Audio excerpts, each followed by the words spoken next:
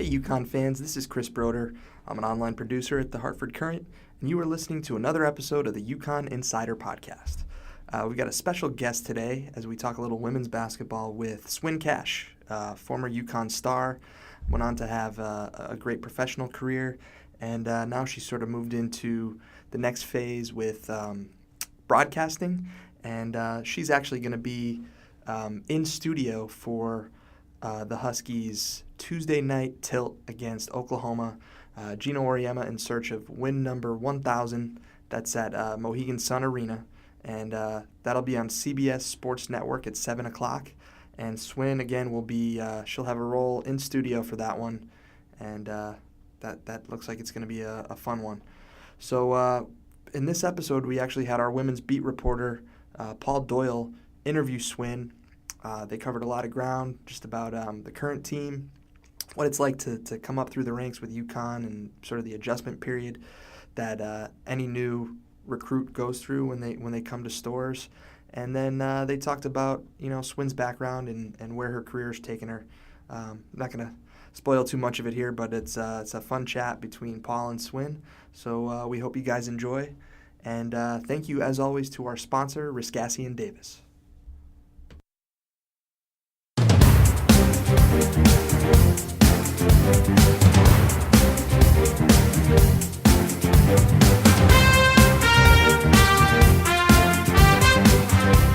Appreciate you taking a few minutes this morning to do this with us. Yeah, no problem.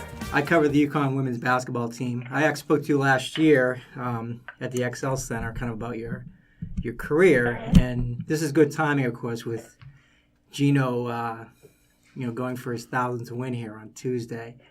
So there's a lot of focus on the history of the program and kind of how he and Chris Daly have built this thing. So you being part of it, I guess maybe that's the first question. When people ask you about the success of UConn, how do you sort of explain it? Well, I think the ability over the years for the coaching staff to be able to recruit top tier players. I think that's always the number one reason that people always say, well, UConn, they get the best players, that's why they win. But I think if you look back at the beginning of how they were recruiting and the culture, I think those are the biggest keys, is the culture they created, how you're going to play, how they continue to not only recruit, but to make sure you fit the top tier, the top talented players into the system. Has always been a benefit, I think for them. Yeah, and as you said, they do get always some of the top recruits in the country. But you see the players improve, too, over the 4 years, which is pretty amazing. And that's been like that, really, throughout his tenure. So what is it about, you mentioned the culture. Is the culture the same? Is it the same now? I mean, you're around the team sometimes, and you obviously are, you probably talk to the players who are in the program now. Are there threads and things that are the same now that were the same when you were there and when Rebecca was there and going back over the years? It's kind of funny. I always say after the alumni come back, after you're removed for a few years and you come back, you always think the current class has it easier or has more than you had, which is kind of funny. It's like that. Within a family, the youngest sibling always seems to have gotten the biggest benefit. And so I always find it fascinating. I know we've joked with Coach before saying how he's gotten softer, and the girls that are there now probably won't think that at all because they didn't see him in our era. But I think the one thing that stays consistent is how they approach the game, how they practice, how they carry themselves, and that's part of the culture. And I think whenever you create that and you build it from the ground up, I think that it not only runs itself, but you're kind of managing it as it goes along. So the things early on in their career that Coach Auriemma and CD would have to do, they don't necessarily have to worry about those small details because they have the staff, they have the resources, but they have to make sure that everybody understands the culture. So it's really like, every class that comes in, you have to break them down, teach them what work looks like, what practice looks like, and why you get the results in the game. And then once you understand that, you can lean on your upperclassmen to make sure that they're helping the players. Each class that comes in gets initiated into the program, and they understand it, and they just continue to drive that car. And so I give a lot of credit to the coaching staff for being consistent with it. It's not easy. It's not an easy thing. It's very demanding. But when you demand a lot of yourself, it's easier to demand that of your players. We've seen the last few years, Crystal Dangerfield sort of struggled through her freshman year, and now she's really flourishing as a sophomore. And going back over the years, we've watched that transition. And you talked about breaking down players and then building them back up. How difficult is it when you come in? Do players really understand how demanding it is? And you can speak from experience, but how difficult is it as a top recruit, used to scoring, used to being the main player on your high school team, and then coming into this system? Can you speak a little bit to that?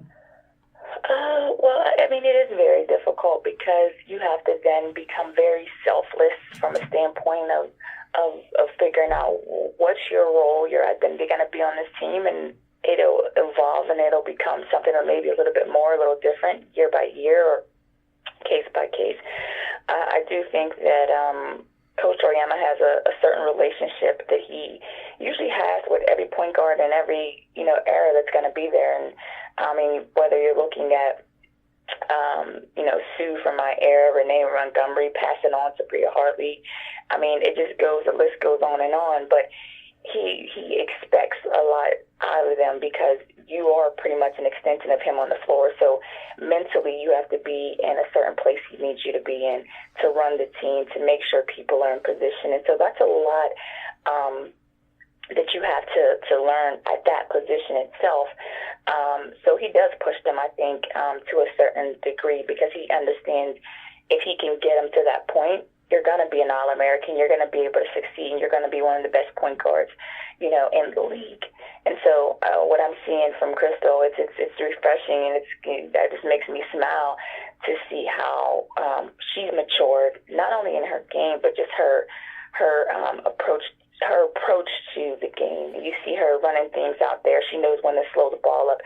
She knows, at the time when it's her time, she needs to make a shot or take a shot and get someone involved, when to push tempo. And that doesn't just come easy. People expect freshmen to just come in and it's just going to happen for them. You can be a very talented freshman, but to play the style that he wants to play in that system, you got to be a student of the game, complete student of the game.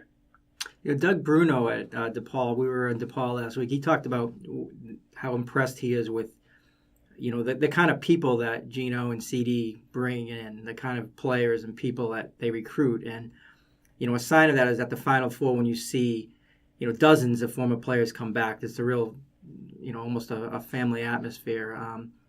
Can you talk a little bit about that overall culture and that you do feel like you're part of something bigger? I guess once UConn, always UConn. Is that kind of the way it is for the alums?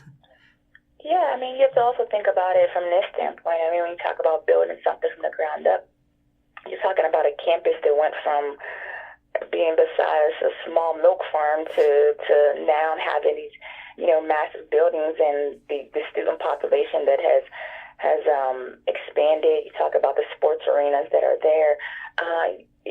That to me was on the backs and branding of a university that people were exposed to UConn through men and women's basketball across the country.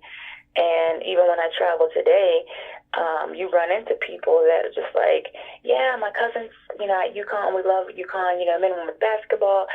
And there weren't professional teams, in Connecticut. And we were given exposure and a fan base that treated us like, the fans treat the Patriots or, any other team. And so that's why I think it's like a family atmosphere, because you have people that were fans of ours when we were younger, and they watch you for 4 years, and it's like, these are, our girls. So when we go back to Final Fours and we're able to see some of the fans that have been loyalists since pretty much, Coach and CD have been there, they feel a part of it too. So I don't think it's only the players. I also think it's the fan base. I think it's the students that go to school there. It's pretty awesome feeling. Just for me, last night I was at an intimate dinner with different, business people and stakeholders in the nonprofit area. And a woman who went to UConn, years before I went there, was just recalling how, Coach Arama and, they were just coming in. And I think I was Peggy and those guys' era then. And she was in school then, but she still follows, and she still is, in love with, women's basketball, men's basketball. And I think that's just kind of the culture that was created there. Do you get back to campus much these days? And I'm sure you've been to the practice facility with all those banners. Mm-hmm. And what was sort of your impression of that the first time you walked in there?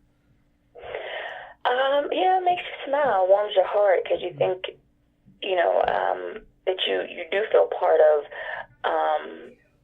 kind of like a family that started. You think about how your locker room once was, and you go back to the locker rooms, or you go to the coach's office, and you just see how things have expanded and it's grown, and you're happy about that because you feel like part of your job was to not only go to school, get an education. You wanted to win championships, but you wanted to make it better for the girls that came behind you. And the one thing I just always hope, and when I talk to, players from any team, not only just UConn, it's always like, make sure you appreciate what you have, and you add to it so that the girls behind you have it even better. And I think that's what you have to do, not only at UConn, but women's sports in general. Yeah. Do you think, is UConn beatable this year? I think any team's beatable. I think every year there's a team that can be beatable. I think that's why you have to go out and play the games. And I think last year gave them a glimpse of that. As far as, you never know what could happen.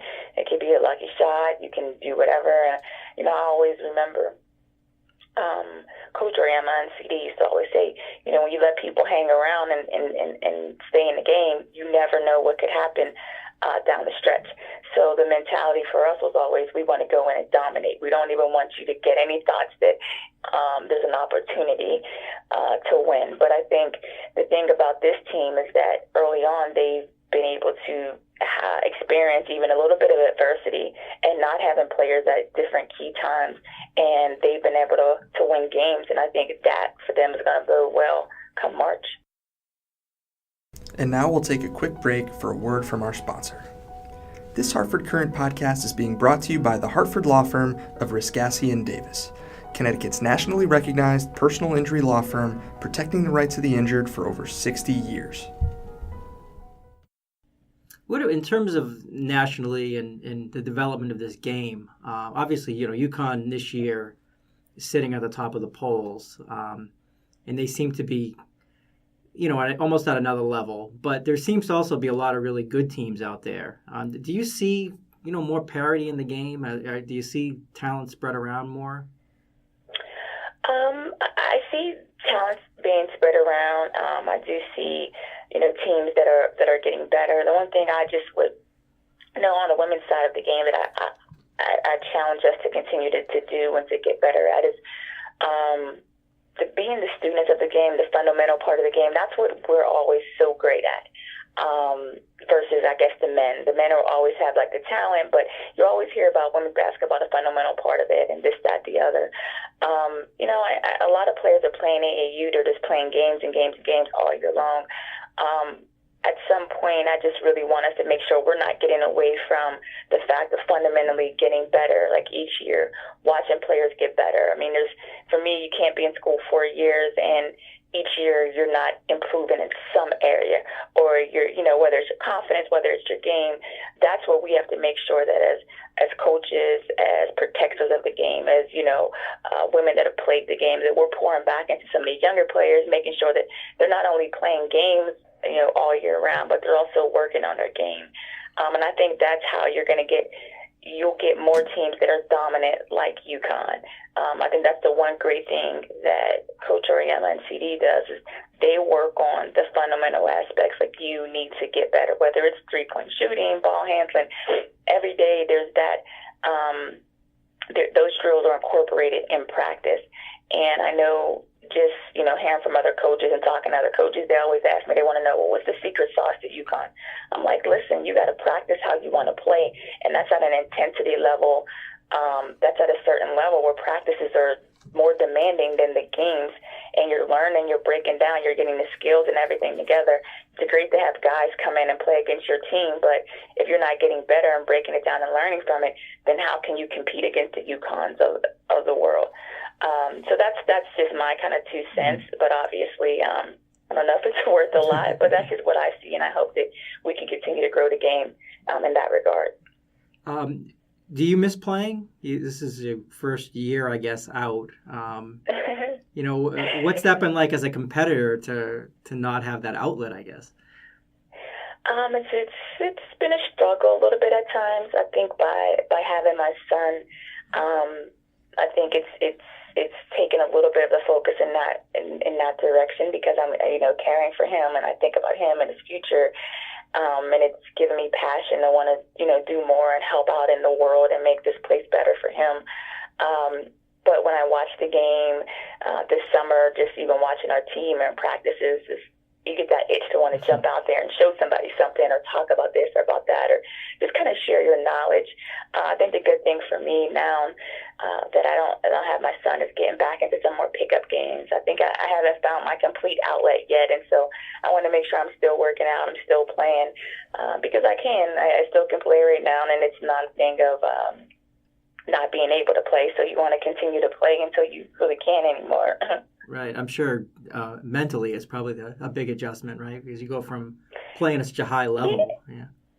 Yeah. Well, it's part of your daily life. I don't remember the last time I wasn't training for the next season.